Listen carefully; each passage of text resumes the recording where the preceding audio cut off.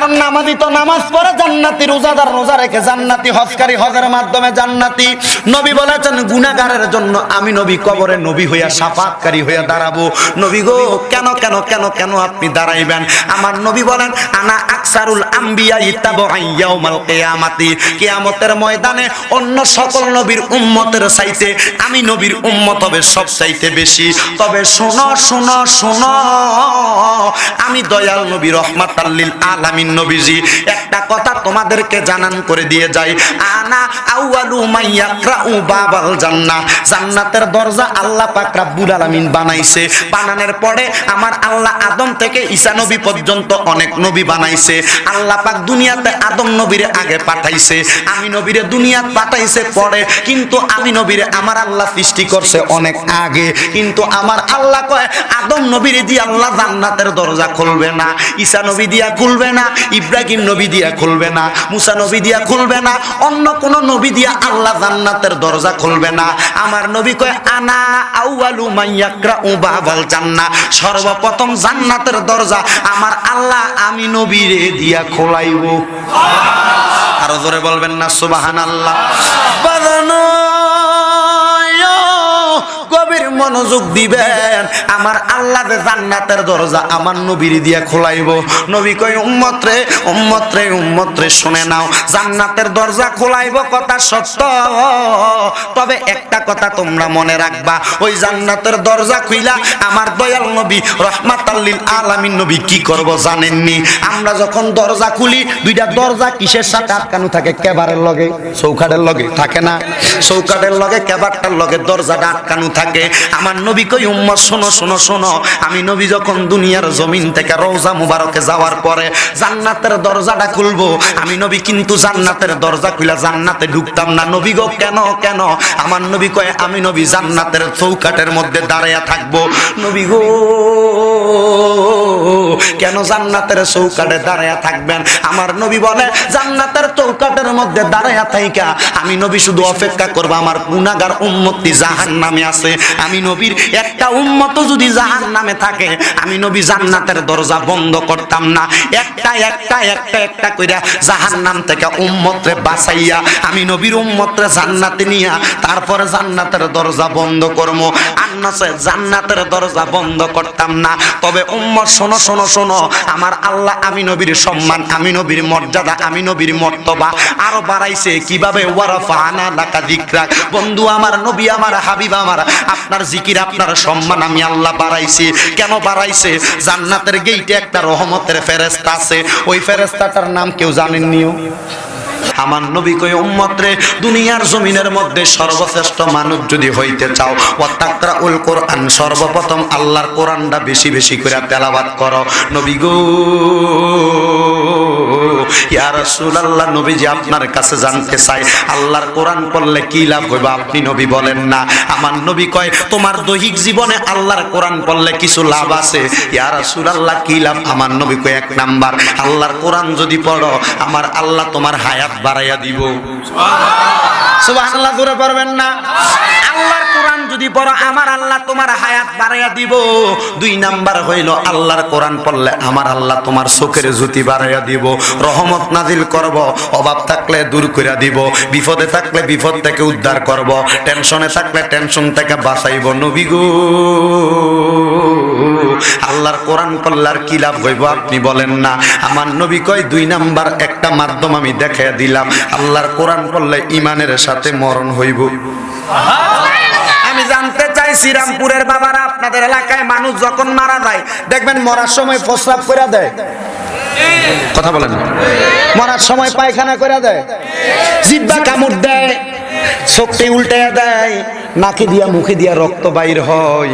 কেন জানেন? নবীর সাহাবায়ে কেরাম হযরত আনাস ইবনে মালিক রাদিয়াল্লাহু তাআলা আনহু নবীরে বলে ইয়া রাসূলুল্লাহ, মানুষ যে এমন ভাবে কষ্ট পায়া মারা যায় এদের কষ্টের মরণটার কথা আপনি নবী বলেন না, কেন এমনি কষ্ট পায়া মারা যায়? আমার নবী কয় রে সাহাবায়ে কেরাম, আজরাইল যখন মানুষটার সামনে আইসা যায় সাকারাতের বিছানা, মৃত্যুর বিছানায় যখন ছটফট ছটফট করে, আজরাইলের ভয়ঙ্কর চেহারাটা যখন তার সামনে ধরে ওই চেহারাটা দেখে বান্দা সহ্য করতে পারে না। আজরাইলের চেহারাটা দেইখা বান্দার গাড়ের শাহরতগুলা ঠাস ঠাস করে ছিঁড়া যায়, হাতের রগগুলা ছিঁড়া যায়, পায়ের রগগুলা ছিঁড়া যায়, বান্দা সহ্য করতে পারে না। উম্মত রে, ও নবীর উম্মতের দল, যদি তোমরা এমন কষ্ট পাইয়া মরতে না চাও, আল্লাহর কোরআন পড়ো, নবীর প্রতি ঈমান তাজা রাখো, দেখবা বাঁচতে পারবা। আমার নবী ডাক দিয়া কয়, রে উম্মতের দলেরা, দুনিয়ার জমিনের মধ্যে যা কিছু তোমরা করো না কেন, ঈমানের সাথে যদি মৃত্যুবরণ করতে চাও, তাহলে আল্লাহর কোরআন বেশি বেশি তেলাওয়াত করো। অনেক মুরব্বীরা আছেন, হুজুর আমি আমার জীবনে কোরআন তেলাওয়াত করব কি, আমার সংসার চালাইতাম যাইয়া, বৌজির খানা জোগাইতাম যাইয়া, পরিবার মেনটেন করতে আমি কোরআন পড়া শিখতাম পারছি না। আছে না নাই? ও বন্ধু, এমনও কত মুরব্বী দেখা যায় রমজান মাসে কোরআন শরীফটা হাতে লইয়া লইয়া চোখের পানিটি ফালাইয়া ফালাইয়া কান্দে। জিজ্ঞাস করে দেখেন, আব্বা কান্দেন কেন? কইব, পুত্রে সংসার চালাইতাম যে কোরআন পড়তাম পারছি না। আমার চোখের সামনে কত মানুষ কোরআন শরীফ পড়ে, আমার কাছে বড় মায়া লাগে, আমি দি পড়তাম পারি না।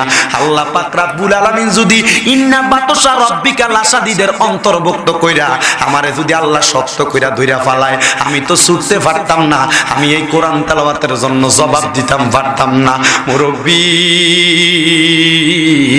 কোরআন পড়তে পারেন না, কোনো চিন্তা করেন না, মাঝে মাঝে সময় পাইলে ফজরের নামাজের পরে, জোহরের নামাজের পরে, আসরের পরে, মাগরিবের পরে, এশারের পরে, যখনই সময় পান, যদি রাত্রবেলা হঠাৎ করে ঘুমটা ভাঙ্গা যায়, আল্লাহর কোরআনটা খুইলা কোরআনের দিকে ছায়া থাকেন, সওয়াব হইব। হুজুর কেন কেন কেন? আমার নবী কয়, কোরআনের দিকে যখন ছায়া থাকবা, এক একটা হরফের বরকতে তোমার ঈমানটি খালি তাজা হইব, আমল নামা বাড়ি হইব। এই জন্য উম্মত, তোমরা কোরআনের দিকে তাকাইলেও সওয়াব পাইবা। এটাও যদি না পারো, নবীর একজন আনসারী সাহাবী যার চোখগুলা যুদ্ধে দেয় হারাইছে, সাহাবী কই, ইয়া রাসূলুল্লাহ, আপনি নবীর কাছে জানতে চাই, আমি তো কোরআন পড়তাম পারি, কিন্তু আমার চোখ নাই, আমি যেই চোখ দিয়া কোরআনটা দেখবো নবী গো। আমার নবী কই, রে আনসারী সাহাবী, তুমি তো কোরআন দেখো না, পড়বাই বা কিভাবে? আমার নবী কয়, সাহাবী রে, ওই কোরআন যদি বুকের মধ্যে ধারণ করতে পারো, তাহলে তোমার তখন সওয়াব হবে। মাঝে মাঝে কোরআনটারে বুকের মধ্যে ধরে রাখেন, দেখবেন আপনার কলিজাটা ঠান্ডা হইব, শরীরটা পাতলা হইব, আল্লাহর নবীর একটু অনুসরণের মাধ্যমে। আমার নবী কয়, কোরআন তেলাওয়াত করলে 1 নাম্বার ঈমানের সাথে মরণ হবে। কিসের সাথে মরণ হবে? নবী কয়, ঈমানের সাথে মরণ হবে। 2 নাম্বার, কোরআন তেলাওয়াত করলে একটা সওয়াব হইব। নবী গো, কিসের সওয়াব হইব? আপনার এলাকায় মানুষ মারা গেলে কবরে যখন নামায়, বেড়াইতে কাপড় পরায় কয়টা? মহিলারা কয়টা? 3 কাপড় আর 5 কাপড় ছাড়া কবরে আর কোনো কিছু দেননি। কবরে কোনো বিছানা নাই, লেপ নাই, তোষক নাই, জাজিম নাই, কোনো কিছু নাই। আমার নবী কয়, উম্মত, কোরআন তেলাওয়াত করে যদি ঈমান নিয়ে মরতে পারো, আমার আল্লাহ কবরে রহমতের 3টা ফেরেশতার মাধ্যমে তোমার অন্ধকার কবরের ভিতরে রহমতের বিছানা বিছাইয়া দিব। মরার পরে বিসমিল্লাহি ওয়া আলা মিল্লাতে বাঁশ দেন, দেননি? কেউ মানুষ মরলে বাঁশ দেন না? দুনিয়া দিয়েন না, মরার পরে দিয়েন। দুনিয়া তো আমরা বৈশা থাকি, একজন মাশাআল্লাহ তে টাকাটা কিনতে ফেরে, যদি একটু নিচি দিয়ে যদি একটু কর খাওয়ান যা 50 কথা কয় না, তারা না জিঙ্গেলে বলে এই এলাকাত বলে জায়গায় কিনুন জানা আছে না এমন লোক? তার লোকের সম্পর্ক না থাকলে এলাকার জায়গা কিনুন জানা। আমরা এদিকে কেমন জানি, আমরা শহরে বেশি এডি, মনে করি এলাকা ভিত্তিক নেতা আছে, মানে তার লোক যোগাযোগ না করলে এলাকা জায়গা কিনুন যেত না, জায়গা কিনলে শান্তিতে থাকুন যেত না। এমন এলাকা আছে, জায়গা কিনার পর নতুন ঘর করে কেউ আইলে উপর দিয়ে সালের ভিতরে ইডা। এগুলা হচ্ছে জুলুমকারী, জালেম। কি জালেম? আজ-জুলমু জুলমাতু ইয়াউমাল কিয়ামাহ, কিয়ামতের দিন এরা অন্ধকার হিসেবে উঠবে, অন্ধকার ভাবে কিছু দেখতো না। কবরে মরলে বাঁশ দিতেন না, মানুষ মরলে কবরে বাঁশ দিবেন, ছাটাইগুলা দিবেন। ছাটাইগুলা দেওয়ার পর হাতের মধ্যে মাটি নিলেন। মিনহা খলাকনাকুম ওয়া ফিহা নুঈদুকুম ওয়া মিনহা নুখরিজুকুম তারাতান উখরা। ও আল্লাহ, এই মাটি দিয়ে আমারে বানাইছেন, এই মাটির মধ্যে আবার ঢুকাইবেন, এই মাটির মধ্য থেকে আবার উত্তোলন করবেন, আবার এই মাটির মধ্যে প্রবেশ করাইবেন। আল্লাহ কয়, বান্দা, হ্যাঁ অবশ্যই তোমার এই মাটির মধ্যে আবার প্রবেশ করানো হবে। এই জন্য আমার ভাইয়েরা, বাবারা, বন্ধুরা, ওই মাটির কবরে যেহেতু আপনি আমি চলে যাব, ওই মাটির কবরে যাওয়ার আগে আপনাকে মাটির কবরের প্রস্তুতি নেওয়া লাগবে। কিন্তু আমি আপনি যখন কবরে যাব, ওই কবরে যাওয়ার পরে অন্ধকার কবরে শুয়ে যাইবে, ওই কবরে আপনার জন্য জান্নাতের বিছানা দিব। যদি আপনি ইমানদার হন, তাহলে ইমানদারের কাজ আল্লাহর কোরআন তেলাওয়াত করা। এবার আল্লাহর কোরআন তেলাওয়াত করার পরে অন্ধকার কবরে যাওয়ার পর জান্নাতের বিছানা দিব। 2 নাম্বার আল্লাহর নবী এই কথা বললেন। 3 নাম্বার আল্লাহর কোরআন তেলাওয়াত করার কারণে অন্ধকার কবরে যাওয়ার পরে আমার নবী কয় ওই কবরের ভিতরে বাঁশগুলা দিয়া, ছাটাইগুলা দিয়া যখন মিনহা খলাকনাকুম ওয়া ফিহা নুঈদুকুম ওয়া মিনহা নুখরিজুকুম তারাতান উখরা বলে তোমারে কবরে শোয়া দিয়া চইলাই আসব। ওই কবরে কোনো আলো নাই, ওই কবরে কোনো বাতাস নাই। আমার নবী কয় যদি তুমি ইমানদার হও, আল্লাহর কোরআনের দিকে তাকাও, আল্লাহর কোরআন তেলাওয়াত করো। মুসলমান ইমানদাররা রে, আল্লাহর কোরআন তেলাওয়াত করার কারণে আমার আল্লাহ তোমার অন্ধকার কবরে নূরের আলো জ্বালাইয়া দিব। রহমতের ফেরেশতায় আছে 2 জন কবরে, একজনের নাম মুনকার আর একজনের নাম নাকির। মুনকার নাকির যখন কবরে আইব, আল্লাহর কাছে কইব আল্লাহ সবার কবর দিয়ে অন্ধকার, এই কবরটা দিয়ে আলোকিত। আল্লাহ কইব ফেরেশতা এই কবরে যে মানুষটা আছে এটারে তুমি চিনুনি? এটা হইল আমি আল্লাহর ইমানদার বান্দা, বেশি বেশি কোরআন পড়ছে রে। আমি আল্লাহর সেজদা দেওয়ার কারণে আমি আল্লাহ তার চেহারার ভিতরে নূর দিয়া দিছি, নূর। ওই নূরের কারণে তার কবর আলোকিত হইয়া গেছে। নবী গো, ইয়া রাসূলুল্লাহ, নবী গো, কোরআন তেলাওয়াত করলে আমার আল্লাহ আর কি নিয়ামত দিব? আবার নবী কই উম্মত রে, কোরআন তেলাওয়াত করলে আমার আল্লাহ আরেকটা নিয়ামত দিব। কবরে প্রশ্ন কয়টা? জোরে কয় না। কবরে প্রশ্ন কয়টা? না কোনো বেশি হইলে 2-1টা কমায় দিব। নবী আমার কই ইমানদার যখন কবরে যাইব, ইমানদার কবরে যাওয়ার পরে ইমানদারের প্রশ্নের জবাবগুলা সহজ হওয়ার পরে ফুলসেরাতের রাস্তা একটা আছে রে, যেটা সুতার চাইতে একবার চিকন তরবারি চাইতে দাঁড়ালু। এটা পার হওয়া বড় কঠিন। ইমানদারটা কোরআন তেলাওয়াত কইরা কবরে যাওয়ার পরে ওই কবরের সামনে ফুলসেরাতের রাস্তার সামনে যখন দাঁড়াইব, ইমানদার দাঁড়ানোর পরে ফুলসেরাতের রাস্তায় পাও দিব। বিসমিল্লাহির রহমানির রহিম। মারহাবা কোন কি বলে পা দিব? বিসমিল্লাহ বইরা যখন পা দিব ফুলসেরাতের রাস্তায়, আমার নবী কয় ইমানদার কোরআন তেলাওয়াত করছে, ঈমান আছে, ফাওটা দেওয়ার পরে একবার কালেমা তৈয়বা পড়ব। কি পড়ব? কালেমা তৈয়বা, যে কালেমাটার নাম ঈমানি কালেমা। কালেমা তৈয়বাটা পড়া ইমানদার এবার আরেকটা ফাও সামনে বাড়াইবো। এবার রহমতের ফেরেশতা কইব বান্দা চোখ খোলো। কি খুলো? বান্দা চোখ খুলো। এবার বান্দা চোখটা খুইলা দেখব এত বড় ফুলসেরাতের রাস্তা। একবার বিসমিল্লাহ কইয়া কদম রাখার পরে, একবার কালিমা তৈয়বা নবীর কলমা পড়ার পরে বান্দা ফুলসেরাতের রাস্তা এক কদম পার হইয়া গেছে, এক কদমে পার হইয়া গেছে। বান্দা কইব আল্লাহ এত বড় রাস্তা কেমনে পার হইলাম? আমার আল্লাহ কইব ঈমানের ফাওয়ারে। নবী গো,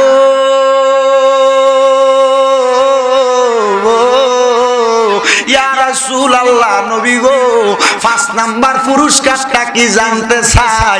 আমার নবী কই উম্মত 5 নাম্বার পুরস্কার আর মজা। ওই কবরে তোমার হিসাব দেওয়া লাগবে। ওই কবরে তোমার নামাজ, রোজা, হজ, যাকাত সকল কিছুর হিসাব দেওয়া লাগবে। আমার নবী কয় ফুলসেরাত পার হওয়ার পরে আমার আল্লাহ ওই বান্দাকে বলবে ফাদাখালাল জান্নাতা, কোন হিসাব ছাড়া বান্দা জান্নাতে চলে যাও। একমাত্র ঈমান আর আমল যদি ঠিক থাকে রে বাবা, ঈমান ঠিক নাই নামাজ দিয়া কোনো লাভ নাই, ঈমান ঠিক নাই রোজা দিয়া কোনো লাভ নাই। ঈমানদারে ঠিক করেন, সকল ইবাদত আপনার কাজে লাগবে ভাইও। এই জন্য ঈমান আর আমলটারে পরিপূর্ণ করেন। আল্লাহর কোরআন পড়লে এই সুন্দর সুন্দর পুরস্কার মরার পরে, মরা পর্যন্ত আল্লাহ আপনারে দিয়া দিব। এই জন্য সবাই জবান খুলে আমার আল্লাহ পাকের একটু কোরআনুল কারীমের তেলাওয়াত করেন আর জোরে জোরে পড়েন। একটা জবানও বন্ধ রাখবেন না, জবানটা খুলে উচ্চ কণ্ঠে জোরে পড়েন আলহামদুলিল্লাহ। আর মুহাব্বতের আওয়াজে পড়েন আলহামদুলিল্লাহ। এই এই এই লাল, এই লাল কই যান? মানে শীতকালে এবার ঘরে ঘুমিয়ে থাকে, ফজরের সময় নামাজে উঠে না, চাপ দিয়ে হইতে থাকে, এই সঙ্গে ফসাবে ধরে না। আমার ভাইরা বাবারা বন্ধুরা, আমাকে মাহফিল কমিটির পক্ষ থেকে বলা হয়েছে শানে রিসালাতের উপরে কথা বলার জন্য।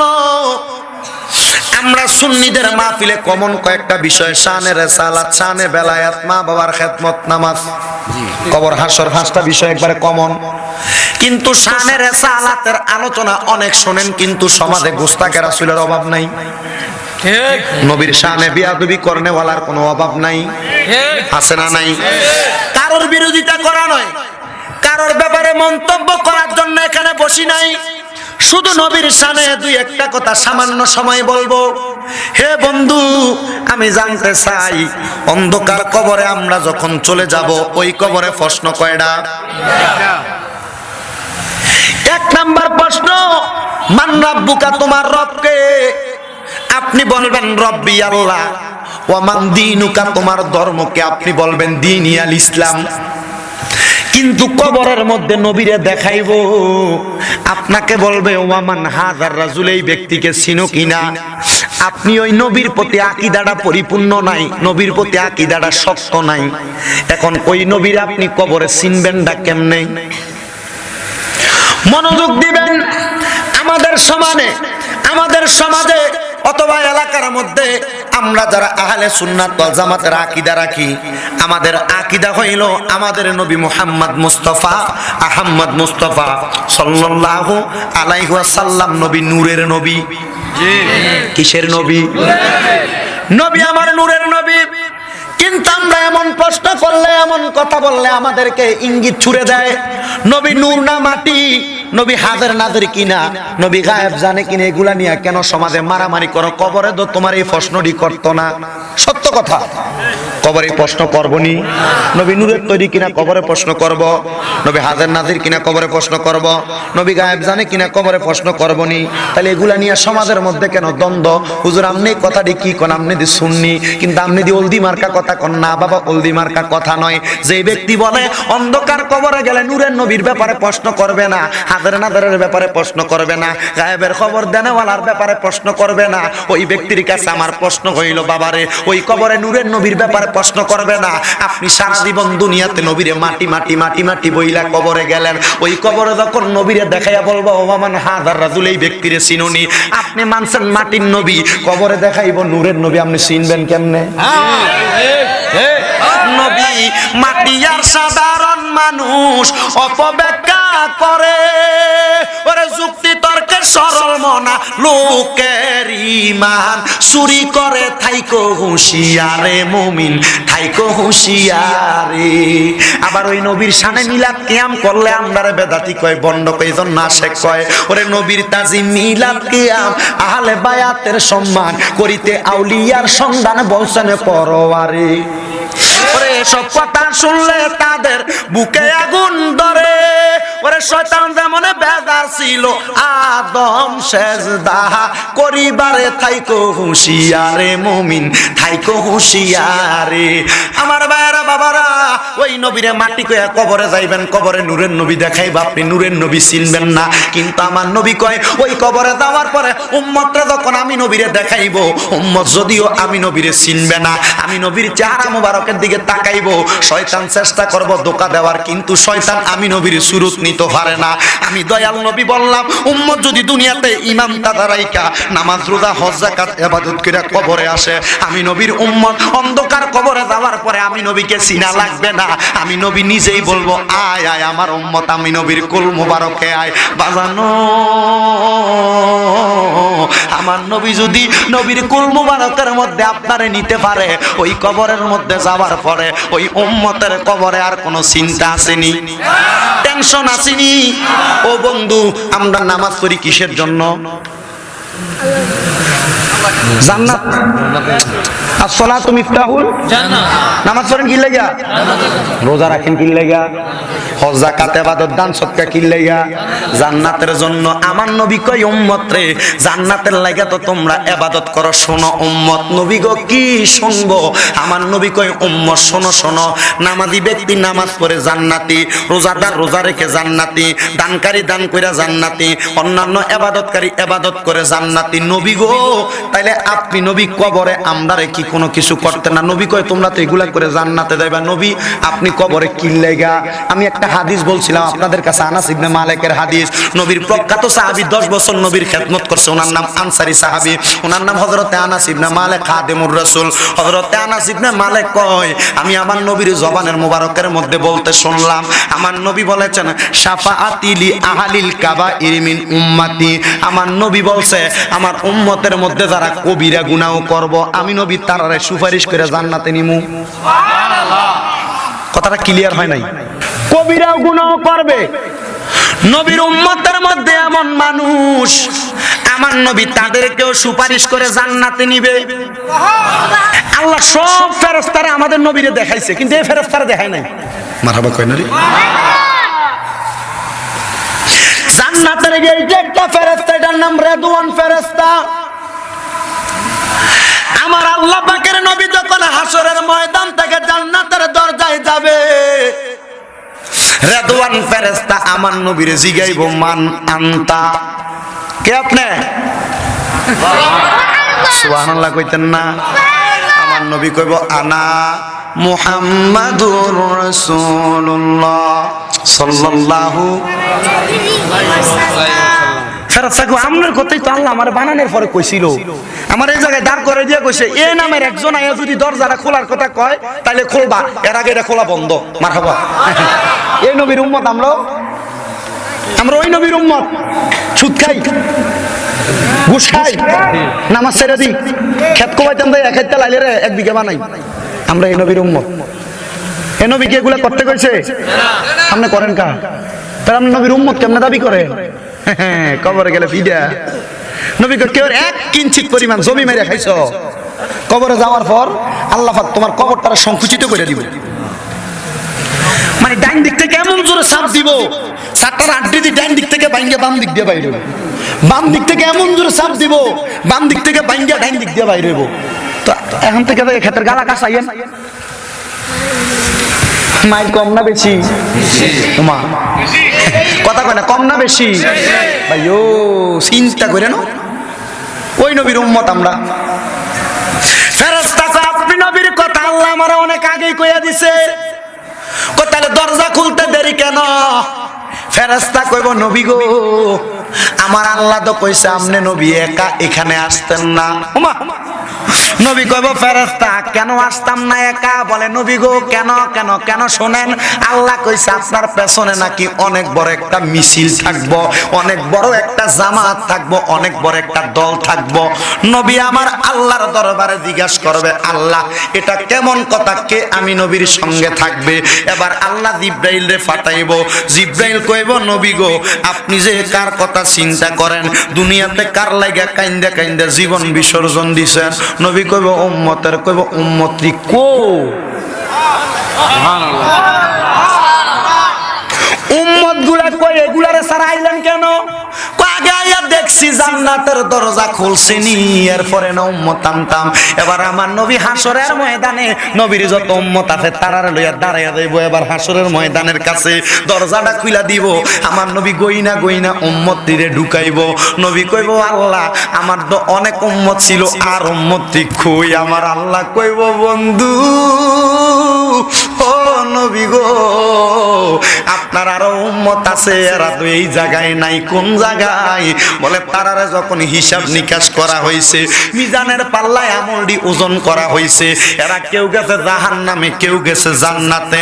আমার নবী কই শোনো শোনো, আমি নবী আর জান্নাতে দাঁড়াইয়া থাকতাম না, একটা দৌড় মারমু, দৌড় মাইরা আমি নবী মিজানের কাছে যায় কমু আল্লাহ আমার উম্মত কই? বলে তোমার উম্মত জান্নাতে। আল্লাহ এরার আমলনামা কি মাপ দিছে না?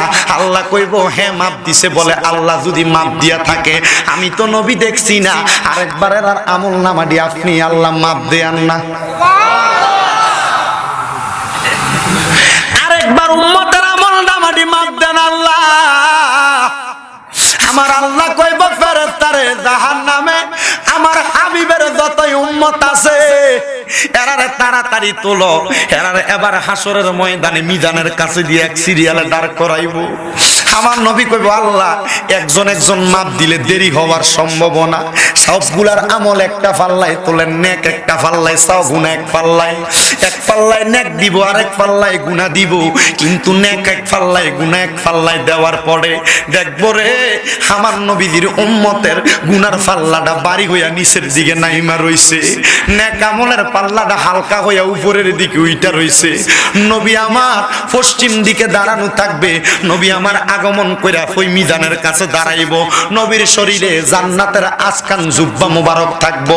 আমার নবীজির আসকান মুবারকের ভিতর থেকে একটা সাদা রঙের কাগজ বাহির করব, ওই কাগজটা লইয়া আমার নবী নেক আমলের পাল্লায় দিয়া দিব। উম্মতেরা তাকায়া থাকবো, নেক আমলের পাল্লাটা থরথর করে বাইরে হইয়া নিচে নাইমা গেছে, গুনার পাল্লাটা হালকা হইয়া উপরে উইটা গেছে। ফেরেশতারা আল্লাহর কাছে জিজ্ঞাসা করবে, আল্লাহ এই একটা কাগজ দিছে মাত্র, আমলের পাল্লা দি থরথর করে নিচে নাইমা গেছে, নেকের পাল্লাটা বাড়ি হইয়া গেছে, বদের পাল্লাটা দি হালকা হইয়া গেছে। আল্লাহর নবীরে জিজ্ঞাসা করব, নবী গো এটা কিসের পাল্লা? এই একটা কাগজে কি লেখা ছিল যে কারণে কাগজটা এই পাল্লাটা বাড়ি হইয়া গেছে? আমার নবী কয় এই কাগজে এত অন্য কোন দামি জিনিস লেখা ছিল না, শুধু এই কাগজে একবার লেখা থাকবে মুহাম্মাদুর রাসূলুল্লাহ সাল্লাল্লাহু আলাইহি ওয়াসাল্লাম। জোরে কোন সুবহানাল্লাহ। মজমুআতে সালাওয়াতে রাসূল নামক একটা হাদিসের খণ্ড কিতাব আছে, যে কিতাবটার মধ্যে আমার নবীর দুরূদ শরীফ আর দুরূদ শরীফ কোরআন শরীফ কয় পারা? কয় পারা? এই মজমুআয়ে সালাওয়াতে রাসূল 30 পারা নবীর দুরূদ শরীফের কিতাব। হযরতে খাজা আব্দুর রহমান চৌরবী রহমাতুল্লাহ আলাইহির লিখিত কিতাব, ওই কিতাবের মধ্যে নবীর দুরূদ শরীফের কথা আছে। ওই জায়গার মধ্যে লেখতেছে একবার দুরূদ শরীফ লেখা থাকবে, ওই কাগজটা যদি আমলের পাল্লায় দেয় ওই আমলের পাল্লা বাড়ি হইয়া যাবে। একবার দুরূদের যদি এত পাওয়ার হয়, এত মর্যাদা হয়, চিন্তা করো মুসলমান ওই নবীর মর্যাদা কত। আমার আল্লাহ কয় নবীর একটা উম্মত জাহান্নামে যাবে না, সবগুলা উম্মত জান্নাতে চলে যাইব। জান্নাতে যখন যাইব রে বন্ধুরা, জান্নাতের মধ্যে যাওয়ার পরে অন্যান্য নবীরা দেখবো, তাকায়া দেখবো, তাকায়া দেখবো আখিরি জামানার নবীর উম্মতের ঘাড়গুলো একটু লম্বা লম্বা দেখা যায়। মানে আমরা যে নবীর উম্মতের ঘাড়গুলা কি লম্বা দেখা যায়। অন্যান্য নবীরা আল্লাহর কাছে জিজ্ঞাসা, আল্লাহ এদের গারগুলা কেন এত লম্বা? এরা সম্মানিত নবীর উম্মত। আল্লাহ আমরা কি অসম্মানিত নবীর উম্মত? কয় না, ওই নবীর এত সম্মান, আমি আল্লাহ মুহাব্বত করে ওই নবীরে আমার হাবিব বানাইছি, এই জন্য ওই নবীর উম্মতের ঘাড় লম্বা। তবে ওই ঘাড় লম্বার মধ্যে আরেক প্রকারের উম্মত থাকবে, যারা ঘাড়টা তারার চাইতে বেশি লম্বা থাকবো। নবীগো তারা কারা? আমার নবী কই মসজিদের মুয়াজ্জিন যারা, মসজিদে 5 ওয়াক্ত নামাজে আযান দিব যারা। ও বন্ধুরে, মুয়াজ্জিন রাখালো এলাকার মধ্যে কত মারামারি, ফিডাফিডি, কণ্ঠ সুন্দর, এটা সুন্দর, ওইটা সুন্দর। আমার নবী কয় এলাকার মানুষ উম্মতের দল যদি জানতো আযান দেনেওয়ালার কত সম্মান, কত মর্যাদা, তাইলে তারা আযান দেওয়া নিয়ে কারাকারি করতো। সুবহানাল্লাহ। ইমাম সাহেব এক ওয়াক্ত নামাজে আযান দিতে দেরি হইলে ইমাম সাহেব দেরি রইল কি লাগা? এর বেয়াক কল ইমামের প্রশ্ন করার মতো তোমারে কেউ ক্ষমতা দেয় নাই। দেরি হইলে তুমি নিজে দেয়া দাও। ওমা মসজিদের সামান্য বালু পড়ে থাকলে হাতের মধ্যে লয়ে কো হুজুর বালুটি দিয়ে পড়ে রয়েছে। নবী কয় সাবধান, ইমামের সঙ্গে এমন ভাবে ওসা গলায় কথাও বলা যাবে না।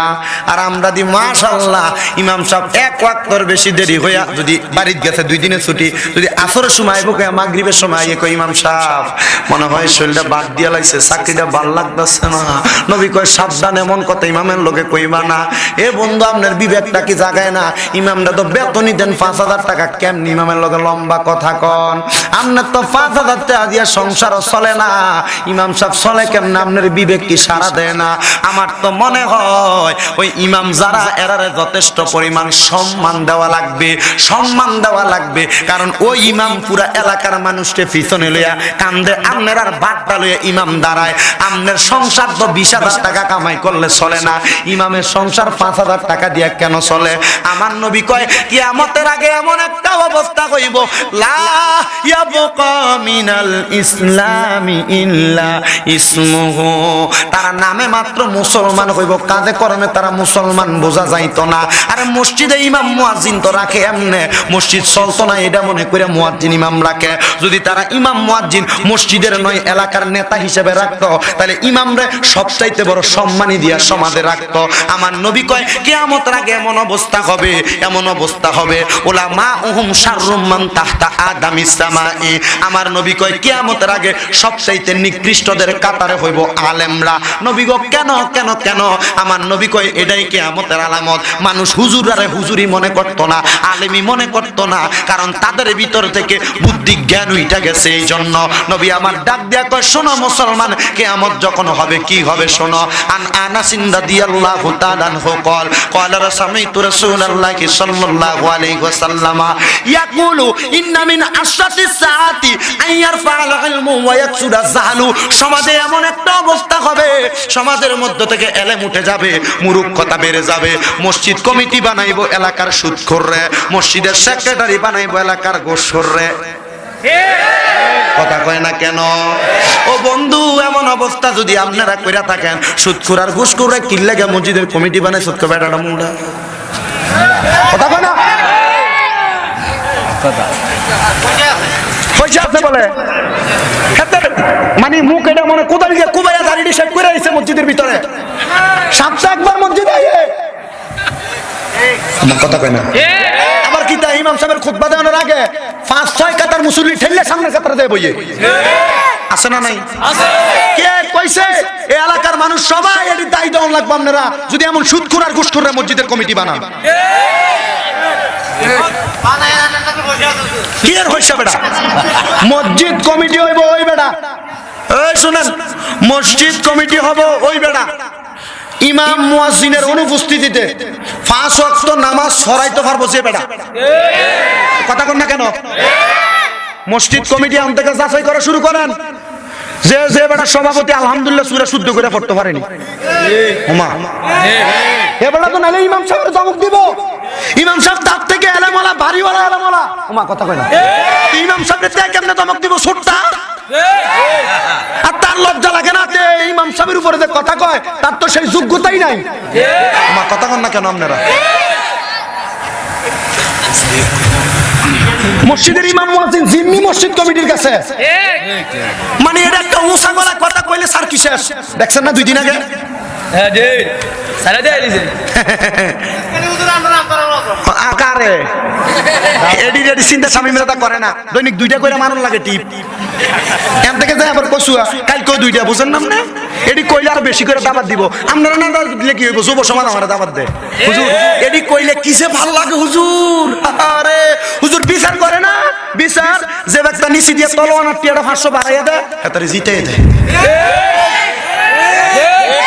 সত্য মিছা কইলাম কোন না কথা? স্বামী মধু ঠিক আছে, কথা না কথা মনে হয় ভুল হইতেছে না, আপনার কষ্ট হইতেছে মনে হয়। আমি তো যা কমু তা উচিত কথা কমু। আমি মাঝে মাঝে আপনার দোয়ায় আমি কইলাম না আমার 6টা মাদ্রাসা, মাঝে মাঝে যাই যে মাদ্রাসা, আমি রাস্তা দিয়ে যাওয়ার সময় অনেক মুরব্বীরা সাধুয়ান্তে ক বেশি লম্বা লম্বা কথা কয়, বেশি লম্বা লম্বা কথা কয়, কি দরকার এত কথা কয়? আমি মনে মনে আসি আর আইতে যাই গিয়ে, কারণ মুরব্বী লোক কথা কইব নি, কথা কইলে কইব দেখছো নি বেদ্য কইছিলাম না, মানে যা কইছে তা সত্যি হইব। আমি মাতি না, আমি নিরাল যাই গাই। তা আমার ওই দিন আমার তাফিজুল কোরআন মাদ্রাসার পুরুষ শাখা আর মহিলা শাখা আছে কুমিল্লাতে, একটা হাউজিং ঢুকার সময় নূরপুরে আর একটা হাউজিং এর 2 নম্বরে 3 নম্বরে। তো আমার এই মহিলা মাদ্রাসার এক অভিভাবক বাবা হ্যাঁ কইতেছে হুজুর আপনি যে মসজিদে সার্কিটে সারার সময় এরা নাম ধরে ধরে কইয়া বাইরেছেন মসজিদ থেকে এরা আপনারা কিছু কইছে না আমি যদি মিশা কথা কইতাম তাহলে এরা আমারে কইতো কারণ আমি যারা নাম ধরে ধরে কইছি এরা এলাকার সবচেয়ে বড় সুদখোর আর ঘুষখোর হুন্ডা চেঙ্গা আমার লোক মুসল্লি ছিল মা এ বরুড়া থেকে 6টা মসজিদে যখন হে মসজিদে সার্কি যাচ্ছি 6টা মসজিদের অফার গেছে শুধু আইয়া পড়াইতাম ওই দূরত্বের কারণে আইসা পারছি না পড়াইতে আমার আজকে মসজিদে কইয়া ওরা দন হুজুর কো আজকে রোমের ভিতরে এক হুজুর কইতাছে তবুও একটা মসজিদে সার্কি লন লাগে এমন সার্কি করি না যে সার্কিট মসজিদ কমিটিতে লেওন লাগে ওমা কথা মনে হয় বুঝছেন না আপনারা ইমাম মুয়াজ্জিন হবে এমন যে এর কথা শুনতে হইব আমি মসজিদে সার্কি লওয়ার সময় কইছি আমি টেকার জন্য আপনার কাছে চাকরি করতে আসি না আমার পিছন দিয়ে ডাক দিবেন ইমাম সাহেব এদিকে আইয়েন আমি হে বেটা না আমার ডাক দিবেন আমি এমন বেটা না আমার পিছনে আমার ডাক না দিয়ে আপনি আমার কাছে যেয়ে কথা কইবেন আমার রুমে আসবেন ওয়েলকাম নাস্তা করামু খাবামু আপনি আমার সাথে খাইবেন কথা কইবেন তবে পিছন দিয়ে ডাক দিবেন 2 বছর 3 মাস চাকরি করছি একটা দোকানের সামনে 1 মিনিটের জন্য বসি নাই কোনোদিন ইমামতি আমি যদি যথেষ্ট পরিমাণ সম্মান দেওয়া লাগবে বেতন দিয়ে কি করবো টাকা দিয়ে কি করবো আমি সম্মান যদি না থাকে আমার কথা কই না মনে এলাকার ফোলা হয়নি হইলে নামটা আমি ঠিক করে দিই এমন ফোলা হয় না আছে হইছে যে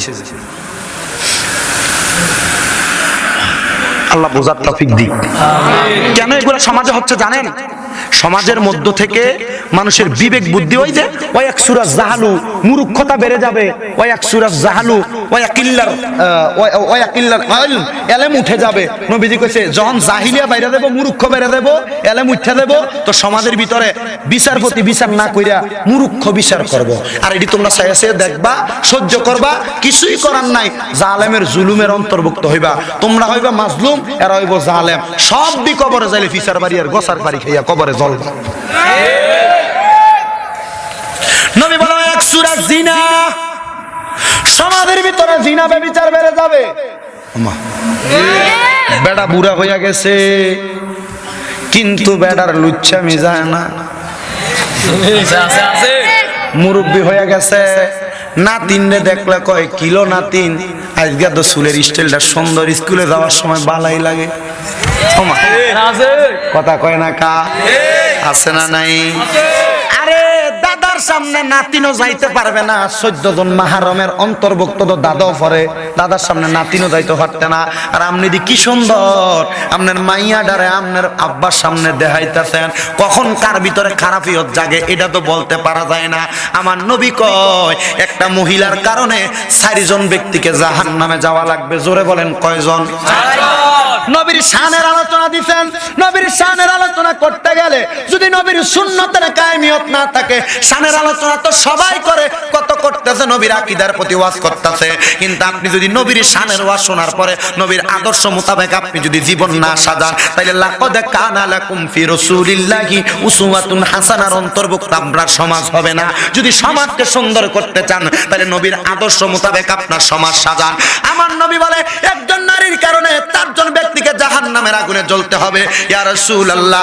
ইয়া হাবিবাল্লাহ কোন 4 জন ব্যক্তি একজন নারীর কারণে জাহান্নামে যাবে নবী আমার কয় 1 নাম্বার একটা নারীর কারণে তার বাপ জাহান্নামে যাইব 2 নাম্বার একটা নারীর কারণে তার বড় ভাই জাহান্নামে যাবে 3 নাম্বার একটা নারীর কারণে তার স্বামী জাহান্নামে যাবে 4 নাম্বার একটা নারীর কারণে তার বড় ছেলে জাহান্নামে যাবে জোরে জোরে বলা যাবে কি নাউজুবিল্লাহ হুজুর কেন শুনবেন নি 9:30 পর্যন্ত আব্বা 2 ঘন্টা লাড্ডু মাতালা রাইবা আচ্ছা আল্লাহ কবুল করেন জোরে বলেন আমিন এই শুধু এই জায়গাটা একটু কইয়া এই উমা আমাদের বক্তা চলে আসছে অসুবিধা নেই আব্দুল ভাই চলে আসছে আমদুল জালালি কত আছে আপনারা আসলে সুবিধার মানুষ না হুবেন না আমরা ওয়াজ ভালো করে করতাম লাগলে আমরা আমার ডিস্টার্ব দেওয়ার চিন্তা উঠতে তো লাগলে লটান দিয়ে ধরে বইরে তার না হাদিস একটা কইতাছি এটা কইলে এটা তো দরকারি হাদিস তাহলে কয় ব্যক্তি জাহান্নামে যাবে জোরে পিছনে তারা কয়জন একজন মহিলা হলে কয়জন জাহান্নামে যাবে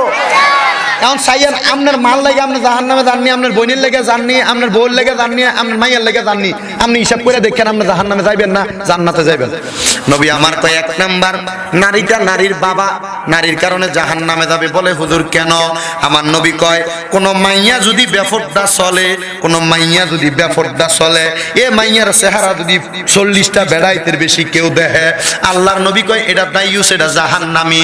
ওই মাইয়া জাহান্নামে যাইবো তো যাইবো, তার বাপরে লইয়া যাইবো। তাহলে আপনি চিন্তা করেন আপনার মাইয়া বোরকা ছাড়া বাইর হয়নি। ওমা নবী কয় মাইয়ার বড় ভাই বাপ মরে গেছে, এবার বড় ভাইয়ের আন্ডারে মাইয়া চলে। আমার নবী কয় কোন বড় ভাইয়ের বোন যদি বেফরদা ভাবে চলে, কিভাবে চলে? কোন বড় ভাইয়ের বোন যদি বেপরদা ভাবে চলে, ওই ভাইটা মেয়েটাকে কেন পর্দায় ঢুকাইলো না, এই জন্য জাহান্নামে যাবে। কয়জন হইছে? এবার আমার নবী কয় এবার 3 নাম্বার, যে মহিলা তার স্বামী আছে, ওই স্বামী যদি তার স্ত্রীরে পর্দার মধ্যে না রাখে, ওই মহিলা যদি বেপরদা হয়, ওই মহিলার কারণে তার স্বামী জাহান্নামে যাইব। হে শ্রীরামপুরের মানুষ, আপনারা কার কাউ বউ মার্কেটে যায় না, নিজেরাই চিন্তা করেন। আপনার বউরে 40 জন বেড়া দেখছি না, আপনি নিজে চিন্তা করেন। যদি দেখা থাকে আপনার বউয়ের কারণে আপনি জাহান্নামে যাইবেন।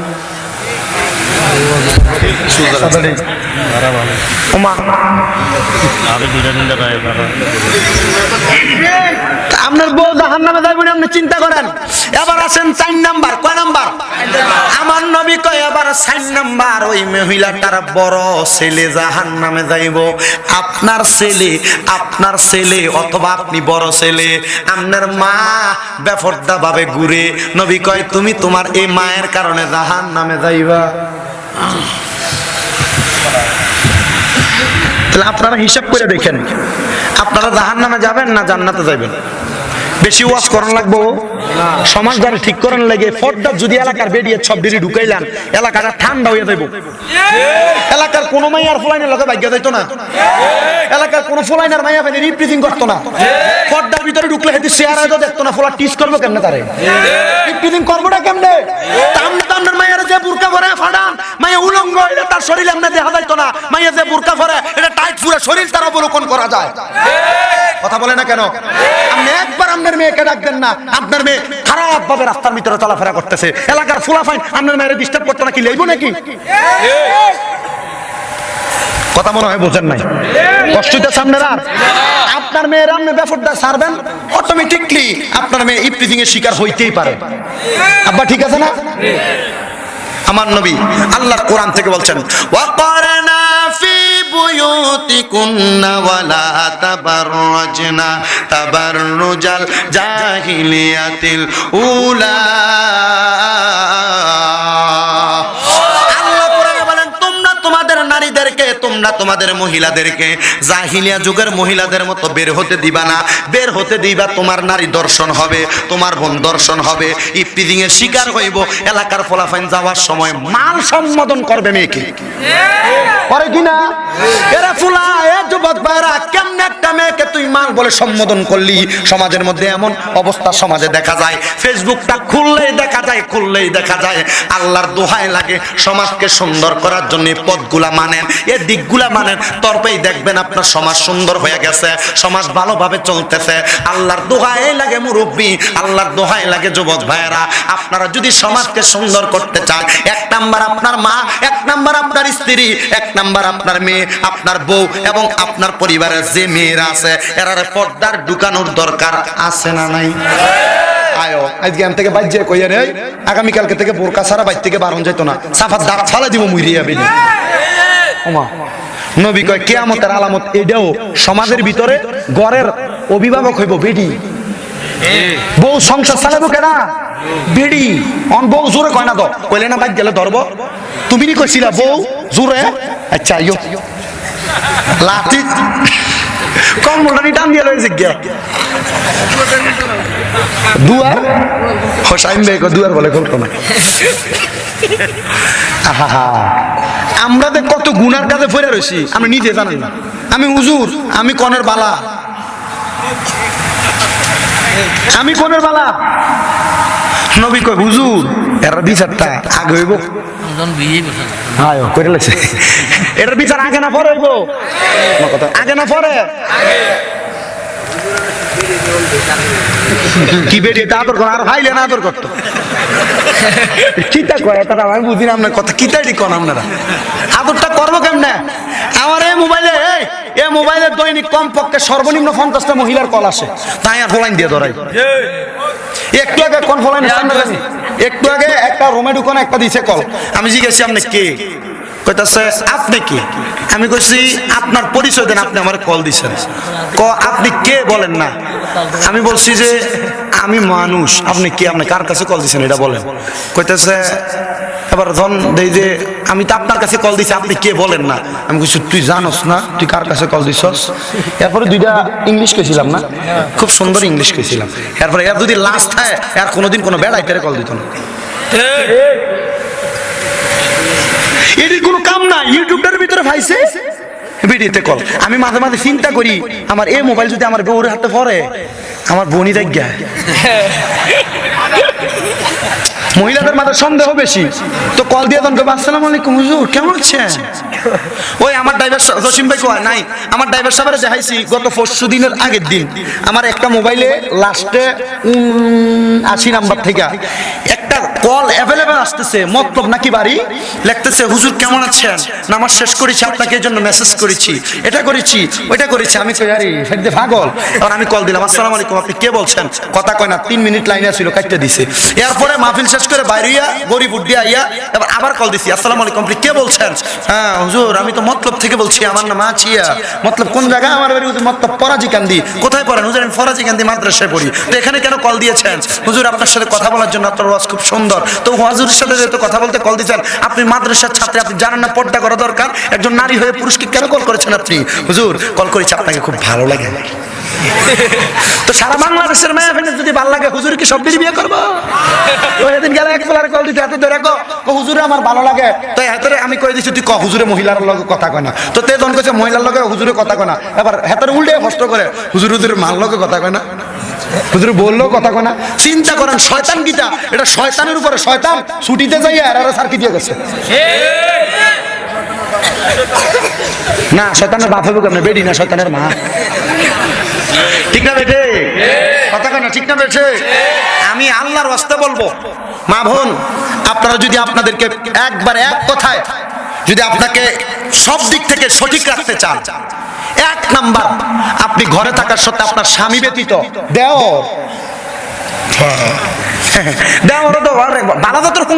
ভাবি মাছ বাজ যাচ্ছে ভাবি একটু সরেনছে ঠান্ডার ভিতরে ধরে সরাইছে ভাবি একটু সরেনছে মাছ লয়ে খা তো যদি দিন বেটা তোর ভাবি না বেটা বসকা ভাবি তো মার মতোই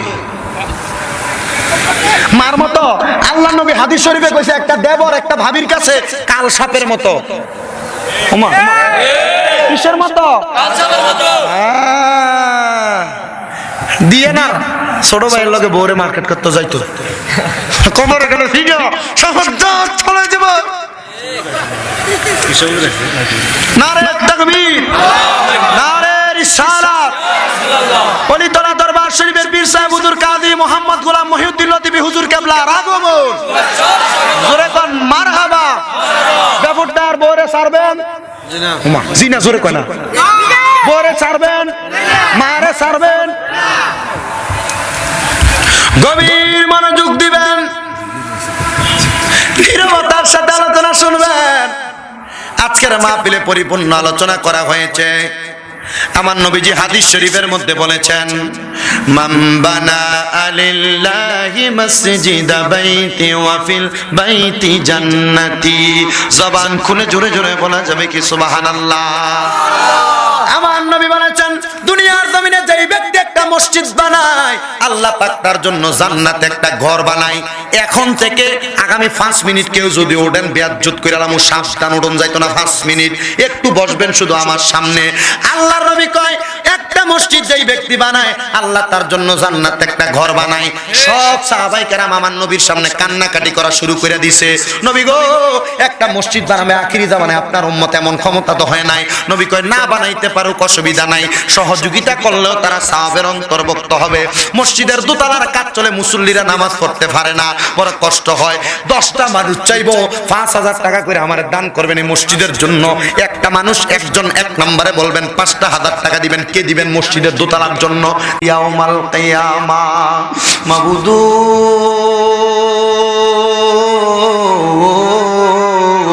মাবুদো, ও দয়াল আল্লাহ একটু রহমতের নজর কইরা তাকায়া দেখেন আল্লাহ, এই কুমিল্লা জেলার অন্তর্গত বরুড়া থানাধীন শ্রীরামপুর শাখা ঈদগাহ ময়দানে এলাকার পরলোক ভ্রমণকৃতদের স্মরণে শ্রীরামপুর যুব সমাজের উদ্যোগে 3য় বাৎসরিক সুন্নি মুগা সম্মেলন সাজাইয়া আল্লাহ বিশেষ করে আমার সঙ্গে কতগুলা দাড়ি পাকা মুরব্বী বাবারা, যুবক নজুয়ান ভাইয়েরা, ছোট্ট ছোট্ট মাসুম বাচ্চারা, পর্দার অন্তরালের আমার মা বোনেরা, আপনি আল্লাহর শাহিন শাহী পাক দরবারে গুনাহগার কাঙ্গালের বেশে 2 কানা হাত বাড়াইছে আল্লাহ, যার হাতটা তোমার কাছে মায়া লাগে, পছন্দ হয়, ওই হাতের উসিলায় আমরার জীবনের গুনাহ তুমি খোদা ক্ষমা কইরা দাও আল্লাহ।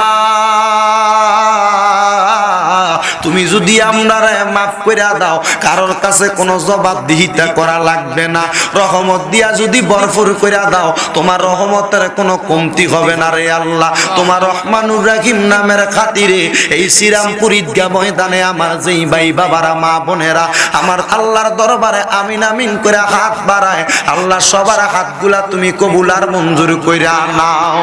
এরে আমার এই শ্রীরামপুর এবং আশেপাশে এলাকার মা বোনেরা গো, কি গো মা, দুনিয়ার কাজকর্ম গুলা বন্ধ হইছে নি গো মা, মুনাজাত হইতেছে গো মা, আমি গুনাহগার শামীম হোসেন রেজার সঙ্গে আল্লাহর দরবারে আমি নামিন করে 2 কানা হাত বাড়াইয়া দেও গো মা।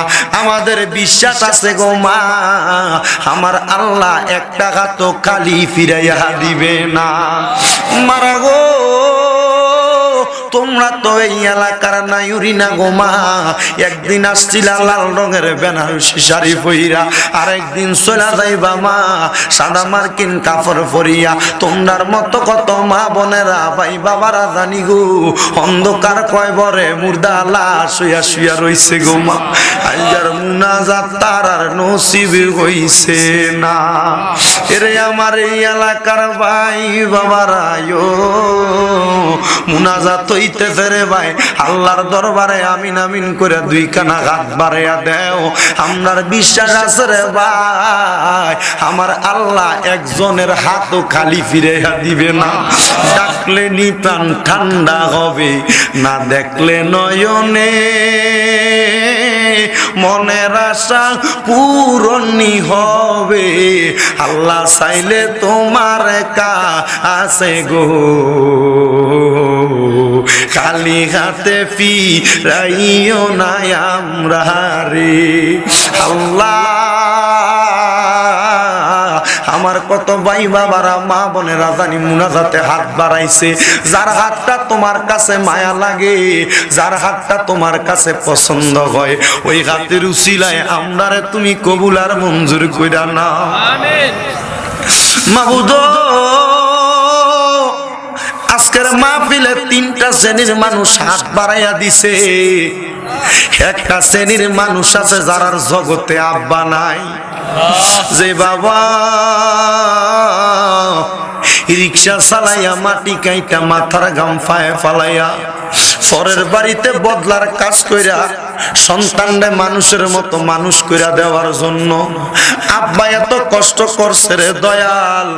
এমন আব্বা যাদের কবরে, আব্বার কবরটারে তুমি জান্নাতের বাগান বানিয়ে দাও।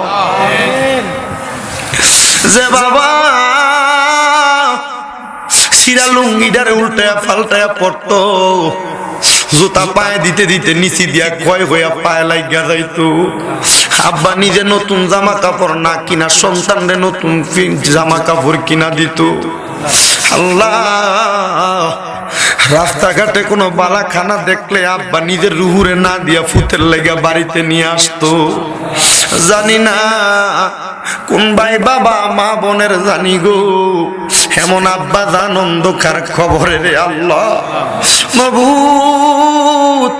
অনেক সন্তানেরা হাত বাড়াইছে, যে সন্তানদের জগতের ভিতরে মা নাই, মা হায়রে মা, যে মারে মা কইয়া ডাকলে কলিজার আগুন ঠান্ডা হইয়া যায়, যে মায়ের দিকে নেক নজরে তাকাইলে কবুল হজের সওয়াব হইয়া যায়, যে মা নিজে না খায়া সন্তানরে খাওয়াইছে, যেই মা এই সন্তানের জন্য এত কষ্ট করছে, জানি না কোন সন্তান জানি এমন মা হারা আল্লাহ, যে মা জননী নিজে না খায়া পুত্রে খাওয়াইছে মানুষ করছে। মা জননী যদি 3 টুকরা মাছ ঘরের ভিতরে রাখতো, বাপের টুকরা বাপে খাইতো, আমি ফুত হইয়া ফুতেরটা খাইতাম, কিন্তু মা জননীর ফিসটা মারাইখা দিত, আমার ফুতের আজকে মজা করে ভাত খাইবো, মা ঝোল দিয়া ভাত খাইয়া আত্মস্বজন কাটাইয়া দিত।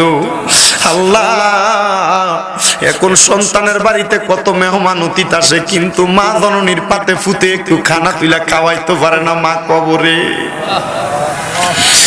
রব্বুল আলামিন যারা এমন মা কবরে, তারা আম্মা আব্বার কবর জান্নাতের বাগান বানিয়ে দাও। যাদের মা বাবা বেঁচে আছে হায়াতে তৈয়বা নসিব করে দাও। যাদের আম্মা আব্বা অসুস্থ পরিপূর্ণ সুস্থতা নসিব করে দাও। যাদের আম্মা আব্বা আছে আল্লাহ তারা আম্মা আব্বার খেদমত করার তৌফিক দান করে দাও। ও দয়া, এই শ্রীরামপুর ঈদগাহ ময়দানে যত এলাকার মানুষ আইসা তোমার কাছে হাত বাড়াইছে, সবার বংশের কবরের আযাব তুমি মাফ করে দাও আল্লাহ। ও দয়াল আল্লাহ, আমি গুনাহগার তোমার কাছে হাত বাড়াইছি। অনেক প্রবাসী ভাইরা সোশ্যাল মিডিয়ার মাধ্যমে প্রবাস থেকে দোয়া চায়। আল্লাহ, প্রবাসীদের মনের আশা পূরণ করো আল্লাহ, প্রবাসীদেরকে তুমি কবুল মঞ্জুর করো।